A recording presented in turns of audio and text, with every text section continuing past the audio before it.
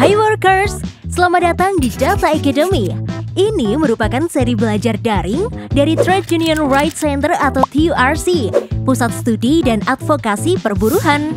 Workers, tahukah kamu kepemimpinan perempuan di tempat kerja masih minim? Sebagian besar perempuan sulit menempati posisi penting di perusahaan. Mengapa demikian? Perempuan mengalami berbagai hambatan mulai dari rumah, komunitas, tempat kerja, hingga serikat pekerja. Di dalam rumah, perempuan dibebani dengan kerja perawatan, seperti memasak, mencuci, mengurus anak, menyapu halaman. Padahal di saat bersamaan, perempuan juga bekerja di ruang publik. Ini disebut sebagai beban ganda atau multi beban. Ironisnya, pekerjaan perawatan atau care work di dalam rumah tidak dianggap sebagai pekerjaan yang bernilai ekonomi. Pekerjaan tersebut dianggap kodrat perempuan. Jika perempuan tidak dapat memenuhi ekspektasi tersebut, maka perempuan akan dianggap gagal, bahkan mungkin akan mengalami kekerasan. Catatan tahunan Komnas Perempuan tahun 2020 menyebutkan bahwa 75% kekerasan terhadap perempuan terjadi di ranah privat. Beban ganda dan kekerasan yang dialami perempuan di dalam rumah memiliki dampak terhadap karir perempuan di masa depan.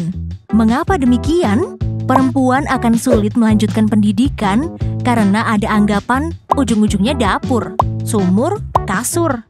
Bila perempuan tidak bersekolah, maka perempuan sulit mendapatkan pekerjaan dengan upah layak. Bila perempuan tidak mendapatkan pekerjaan, maka perempuan tidak memiliki posisi tawar di dalam rumah. Perempuan akan sulit menyuarakan aspirasinya di dalam rumah, alami beban ganda dan kekerasan. Beban ganda dan kekerasan di dalam rumah akan berdampak pada kesehatan fisik dan psikologis perempuan. Hal ini seperti sebuah siklus ketidakadilan di dalam rumah yang tidak berujung. Di tempat kerja, perempuan ditempatkan pada posisi kerja perempuan, seperti menjahit, mengelem, membordir, dan lain-lain. Pekerjaan tersebut seringkali dianggap bukan pekerjaan yang membutuhkan keahlian khusus, sehingga dibayar murah. Padahal, pekerjaan tersebut memiliki tingkat kesulitan yang tinggi, membutuhkan konsentrasi penuh, dan merupakan pekerjaan inti dari sebuah rantai produksi. Perempuan juga dianggap tidak mampu memimpin, sehingga sangat sulit kita temui supervisor manager atau pemimpin perusahaan perempuan. Di tempat kerja, hak-hak perempuan sebagai pekerja pun kerap kali diabaikan. Misalnya, dipekerjakan sebagai pegawai kontrak selama lebih dari 3 tahun, tidak disediakan transportasi antar jemput untuk pekerja perempuan yang lembur, upah lebih rendah daripada laki-laki padahal posisinya sama karena dianggap bukan pencari nafkah utama. Perempuan yang sedang menstruasi dipersulit mengambil cuti haid. Perempuan yang hamil rentan di PHK. Tidak ada ruang laktasi. Waktu istirahat ke toilet untuk memerah ASI dibatasi. Kesehatan reproduksi perempuan rentan mengalami gangguan. Pekerja perempuan rentan mengalami kekerasan seksual di tempat kerja. Padahal perlindungan dan hak-hak pekerja perempuan telah diatur dalam berbagai konvensi internasional, yakni dalam CEDAW, yaitu Convention on Elimination Against Women, dan Konvensi International Labour Organization nomor 183 tahun 2000 tentang perlindungan maternitas.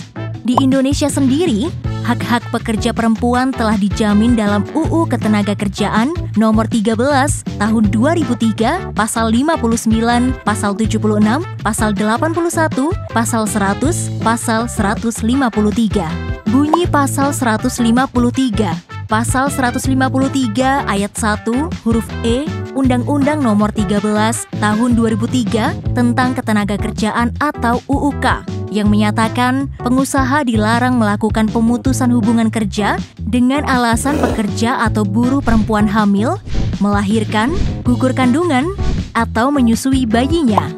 Di dalam masyarakat, perempuan yang pulang malam karena bekerja dianggap bukan perempuan baik-baik. Selama perjalanan berangkat dan pulang kerja, perempuan rentan mengalami kekerasan seksual di transportasi umum. Hambatan perempuan berpartisipasi di serikat. Di serikat pekerja, hanya sedikit pemimpin perempuan. Perempuan cenderung ditempatkan di bagian yang dianggap khas perempuan, seperti bagian mencatat, konsumsi, dan lain-lain. Kegiatan serikat seperti rapat-rapat untuk mengambil keputusan penting seringkali dilakukan pada malam hari, membuat perempuan sulit berpartisipasi. Di dalam rumah, perempuan telah dibebani oleh pekerjaan domestik yang begitu banyak, sedangkan laki-laki bisa bebas mengikuti kegiatan apa saja, di mana saja, jam berapa saja. Pun jika perempuan berpartisipasi, suaranya kerap kali tidak pernah didengar. Isu-isu pemenuhan hak-hak pekerja perempuan di tempat kerja pun tidak dianggap terlalu penting dan tidak dijadikan agenda advokasi yang utama di dalam serikat. Padahal, pekerja perempuan adalah entitas yang tidak boleh dilupakan. Misalnya saja, di industri garmen, tekstil, dan alas kaki di Indonesia, ada 58% pekerja perempuan atau sebanyak 2,4 juta. Maka, jika serikat buruh tidak membicarakan, mengangkat, dan mengadvokasi isu perempuan, perlu dipertanyakan kembali suara siapa yang mereka wakili. Ancaman berbasis gender bagi perempuan di serikat. Bagi perempuan, serikat buruh yang aktif memperjuangkan dan menuntut hak-haknya kepada perusahaan akan mengalami intimidasi, ancaman, dan kekerasan dari perusahaan. Namun berbeda dengan laki-laki, ancaman yang didapat perempuan seringkali menyasar pada seksualitasnya. Contoh ancaman, berani melawan lagi? Saya perkosa kamu dan anak-anakmu. Tentu hal ini bukan asumsi belaka. Sejarah mencatat kekerasan yang dialami perempuan aktivis buruh, Marsinah. Ia memimpin aksi massa buruh di era Soeharto yang kemudian diperkosa dan dibunuh secara sadis. Tuntutan Marsinah dan kawan-kawan buruh pada waktu itu antara lain kenaikan upah, tunjangan cuti haid, THR 1 bulan, pelarangan mutasi, intimidasi, PHK karyawan yang menuntut haknya. Apa yang kita nikmati hari ini adalah hasil dari darah aktivis perempuan yang tidak boleh kita lupakan dan harus dilanjutkan. Apa yang bisa kita lakukan bersama-sama untuk memperkecil ketidaksetaraan gender? Di dalam rumah, perempuan dan laki-laki harus mulai membagi peran kerja perawatan secara adil.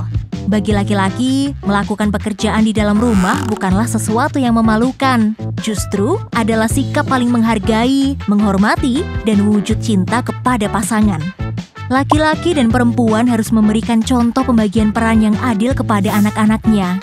Bagi perempuan yang alami kekerasan, perempuan harus berani mengatakan tidak dan segera meminta pertolongan. Segala bentuk kekerasan tidak dapat dibenarkan atas nama apapun. Di tempat kerja, pekerja perempuan harus aktif menyuarakan ketidakadilan yang terjadi dengan bersolidaritas bersama para perempuan lainnya. Hal ini bisa dilakukan dengan medium serikat pekerja. Bila semakin banyak perempuan yang aktif di serikat pekerja, maka isu pekerja perempuan akan semakin sering disuarakan. Jika mengalami dan melihat kekerasan dan pelecehan seksual di tempat kerja, segera laporkan kepada serikat buruh. Kemudian mendorong serikat buruh untuk memfasilitasi penyelesaian kasus tersebut. Suarakan pendapat kamu di serikat buruh. Jika kamu melihat dan atau mengalami kekerasan atau pelecehan seksual di dalam serikat, segera suarakan hal tersebut. Bantu korban mendapatkan haknya dan mewujudkan ruang aman bagi semua. Apa peran pekerja perempuan untuk perubahan? Jika perempuan dapat memperkecil ketidaksetaraan gender di dalam rumah, di komunitas, di tempat kerja, dan di serikat kerja, artinya akan ada perubahan yang terjadi. Perubahan yang pertama adalah perubahan pola pikir. Perubahan pola pikir ini penting untuk dihadirkan. Perubahan pola pikir akan membawa perubahan perilaku. Perubahan pola pikir dan perilaku di dalam masyarakat ini akan membawa perubahan kebijakan yang ramah terhadap perempuan atau adil gender. Sebagai ilustrasi, di dalam rumah telah ada pembagian kerja yang adil antara laki-laki dan perempuan. Dengan demikian, perempuan memiliki waktu untuk berpartisipasi aktif dalam serikat buruh. Perempuan yang aktif di serikat buruh akan membawa isu-isu spesifik pekerja perempuan di tempat kerja. Para pengurus serikat buruh sadar bahwa banyak ketidakadilan yang dialami pekerja perempuan di tempat kerja dan harus dilawan.